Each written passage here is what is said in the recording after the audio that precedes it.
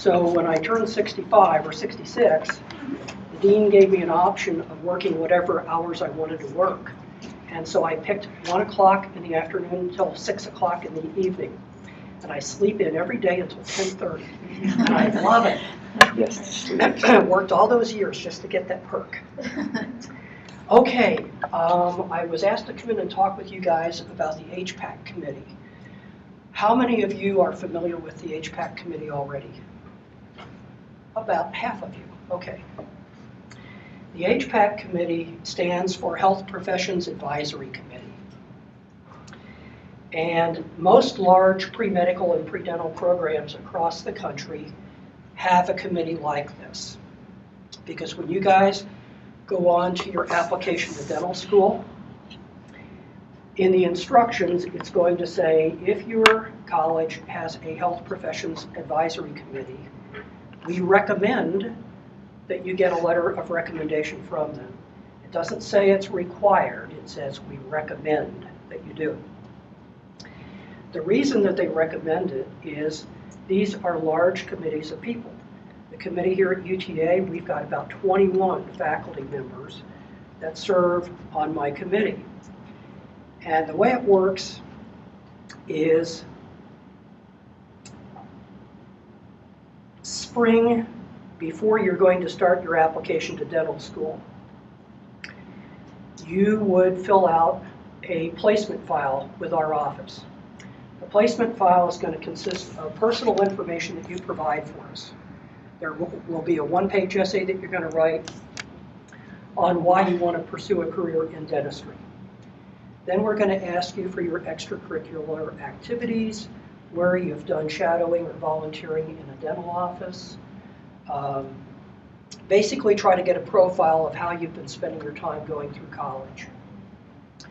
We're going to get transcripts from each school that you've attended. UTA is easy, I can print that one off, but if you've been to a different college, then I would need a copy of that transcript. We're going to go through and we're going to calculate an overall grade point average, and that would be every class that you have ever taken at any college that you attended. It all mooshes together and becomes your overall grade point average. Then I'm going to go through and pick out every class that you've taken in biology, chemistry, physics, and math. And I'm going to calculate a science grade point average for those. Then you're going to get letters of recommendation for people that you pick. Dentists that you've worked with, professors that you've had for classes, employers, whoever knows you well enough to do a nice letter for you. Once we've collected all of that information and your file is complete, then we will assign you to do an interview with one member of our committee. You don't meet with the entire committee. Okay? This intimidates people. You'll meet with one person, they will have your file. They will have read through it probably 2 or 3 times. That's at least what I do. And then I make notes about the things that I have questions about, or the things that I want you to tell me a little bit more about. During the interview, they'll try to get to know you. Go through the file, ask questions, try to get to know you. Once they feel like they have enough information to write up a 1-page letter on letterhead, they will do it. Okay? And we will interview students from February through the end of April. Then the first week of May, believe it or not, we meet every afternoon for an entire week to go through all the people that we have interviewed. And what's going to happen at that time is that whoever did your interview and whoever wrote up their letter, they will read that letter to the entire committee. While they're reading the letter, we pass your file around the room. And usually, typically, there will be 4 or 5 people on the committee who know you in some way.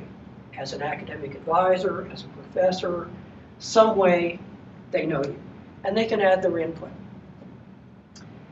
Once the committee feels like they've done the best job that they can for you, they will finalize the letter, and then that letter becomes your UT Arlington recommendation to dental school.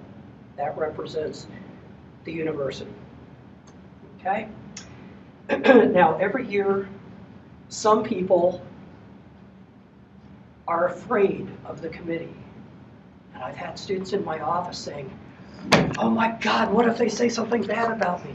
What if somebody on the committee doesn't like me? All I can do is reassure you, we don't write bad letters, okay? We will never put anything negative in a letter. We might think it, and we do. And it's not uncommon for the committee to be going through a file and go, ooh, shaky grades, ooh, shaky DATs, this person's probably going to have trouble. And we may talk about that, but we would never put that into a letter. That would be strictly within the committee, okay? So this is not a group that you need to be afraid of. They view their role as helping you. And they want to find things that you've done. They want to find things about you that they can put into a letter to help you be successful and get into the program. At the end of the year, I actually review the performance of the people on the committee. If we have a committee member that has not been doing a good job, they will not be on the committee the next year, okay? So we take this very, very seriously. And the people who write the letters put a lot of time and effort into it. I would venture to say that it probably takes me, I'd say a good 3 hours to read through your file several times, do the interview, and then sit down and actually write up the letter. Probably at least 3 hours, maybe longer. So the people on the committee that are doing this, they're putting a lot of effort into it on your behalf. It's not just a real quick and easy thing that they do. Now, one of the problems that we have, and one of the problems the dental schools have, is that you come to somebody like me and you say, what do I need to do to get into dental school? And I say, get as many A's as you can. The higher your GPA, the better. Get 19s or better on each section of the DAT. Have at least a year's worth of volunteer work in a dental setting. And get involved in some extracurricular activities that you would enjoy, like this group. And so, you guys are real conscientious guys. You work really hard, and you do everything that we ask you to do. And then you get ready to apply to dental school. And guess what? Y'all look alike. Okay? You've all got good grades, got good DATs, got experience in the dental office, extracurricular activities, and you all look alike. So, one of the things that you should think about as you're going through your years here at UTA, what can you do or what have you done that is a little bit out of the ordinary? Our HPAC committee refers to this as the wow factor. We're going through your file, we read something in there and we go, wow, that's pretty neat, because it's a little bit different. It's something that not everybody has. What is the wow factor? Well, it kind of depends, I guess, on the person. We have a lot of first-generation students here at UTA, a lot of students that are working, going to school, helping to pay for expenses. They don't really have any mentoring because mom and dad didn't go to college. Well, I find that pretty impressive. So when I see a student that's done that, I'm pretty impressed with that. And I've seen students that have taken 6 years to get a 4-year degree because they had to work and go to school at the same time, and they just couldn't go through as fast. It took them longer. Well, I'm impressed with that. I think that's a very mature thing for them to realize, okay, I have to take my time a little bit here. I can't be a full-time worker and a full-time student. I'll crash. And a lot of people do, by the way. And then they come and see me and they say, oh, but they have to realize I was working 35 hours a week and taking 14 credit hours a semester in college. Well, what they're going to realize is you didn't use very good judgment. You saw that your grades were suffering and you didn't make any changes.